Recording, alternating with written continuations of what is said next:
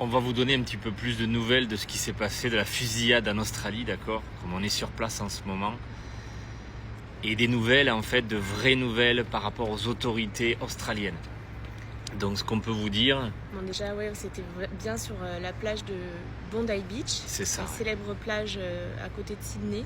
C'est ça, donc il y a eu 12 morts pour l'instant, d'accord? Dont un des tireurs. C'est ça.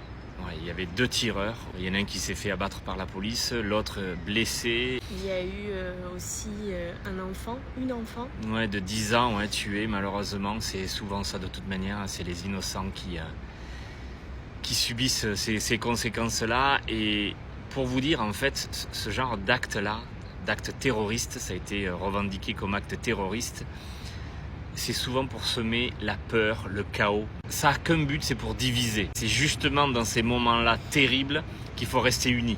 Donc vraiment notre soutien, nos pensées vont vers les familles qui ont perdu, alors que c'est bientôt Noël, qui ont perdu des membres de leur famille, des innocents pour la plupart. Non, franchement, ce genre de scène, c'est horrible. Voilà, c'était un dimanche, les gens sont en famille, profitent, sont dehors avec leurs amis. Et il arrive ça, quoi. C'est ça. Donc ça a été revendiqué comme un acte antisémite. Et ce qu'il faut que vous sachiez... C'était la fête de Hanouka, je crois qu'ils allumaient la première bougie d'Hanouka. C'est la première, ouais, c'est ça. Et ce qu'il faut que vous sachiez, parce que j'ai déjà eu sur l'autre vidéo des commentaires... voilà, je vais même pas les relever, je vais même pas les mettre en lumière. La personne qui est passée aujourd'hui comme un héros, vous allez le voir de toute façon sur TikTok, sur vos réseaux. Le gars qui n'avait jamais manié des armes, ok, de sa vie. C'est un marchand de légumes, non ? Un marchand de légumes, qui a 2 enfants.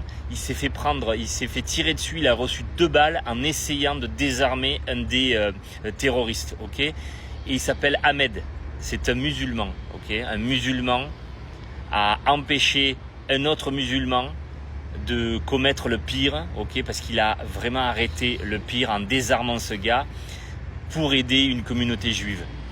Et c'est comme ça en fait que ça se passe.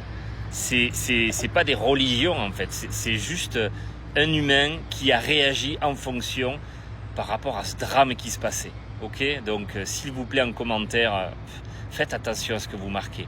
C'est exactement ce que ces gens-là essayent de faire, de nous diviser. Donc restons unis surtout dans ces moments-là.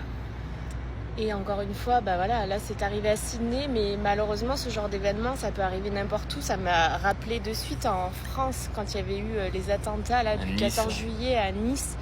Pareil, c'est des scènes d'horreur en fait, dramatiques où en fait c'est des personnes qui... Ça peut arriver n'importe où en fait. Ça peut arriver en Australie, ça peut arriver en France, aux États-Unis. C'est arrivé en Nouvelle-Zélande aussi. C'est ça en fait, t'es pas dans la tête des détraqués, des gens qui sont complètement instables et qui font ce genre d'horreur en fait, d'atrocité. Et n'oublie pas que ce genre d'atrocité en fait, c'est des cas isolés, d'accord ? Si tu regroupes tous ces petits cas comme ça de détraqués, forcément tu vas voir le monde sous une image dégueulasse. Il n'y a pas que ça. Tu vois aussi des personnes qui risquent leur vie. Ce gars-là qui est passé pour un héros aujourd'hui national avait 2 gamins, il s'est pris 2 balles. Il faut voir en fait l'image dans son entièreté et pas que le focus sur la merde, même si elle existe. Parce que ce genre de situation nous rappelle en fait que le mal est partout. Le mal est absolument partout, même dans des pays comme ça où tu te sens bien, où c'est sécure la plupart du temps. Ah bah oui, d'ailleurs on a fait une vidéo hier sur Sydney justement. S'il fait bon vivre à Sydney. Bon vivre, et ça fait partie Sydney des villes du top 6 mondial, des villes où il fait vraiment bon vivre. Et c'est le cas. C'est le cas et malheureusement ce genre d'événement dramatique peut arriver n'importe où, n'importe quand. Pour reparler de chiffres concrets, il y a eu 12 morts à ce jour, d'accord, plus de 29 personnes blessées. Il y en a qui sont à l'hôpital. Certains hospitalisés et certains en état grave, ok. Il y a une gamine de 10 ans tuée. Il y a eu un Français, Dan, un certain Dan, d'une vingtaine d'années, pareil, qui malheureusement était au mauvais endroit, au mauvais moment. Et les 2 tueurs, donc du coup, les 2 terroristes, un des 2 qui est mort, qui a été abattu par la police, et l'autre qui est blessé, qui est entre la vie et la mort à l'hôpital. Et il y a eu aussi une descente dans une baraque justement avec notre terroriste qui avait commandité aussi ça. Ils ont réagi vachement vite, la police australienne.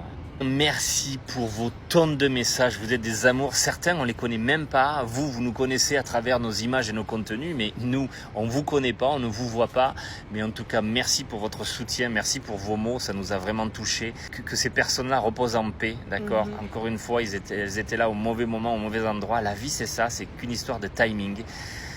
Si tu es au mauvais moment, au mauvais endroit, voilà ce qui se passe, donc un gros soutien à ces familles-là. C'est ça, prenez soin de vous aussi et malheureusement ce genre d'événement aussi nous rappelle que la vie est courte et que du coup il faut vraiment profiter aussi de chaque instant et faire de la vie un moment précieux en fait. Prenez soin de vous et de ceux qui comptent.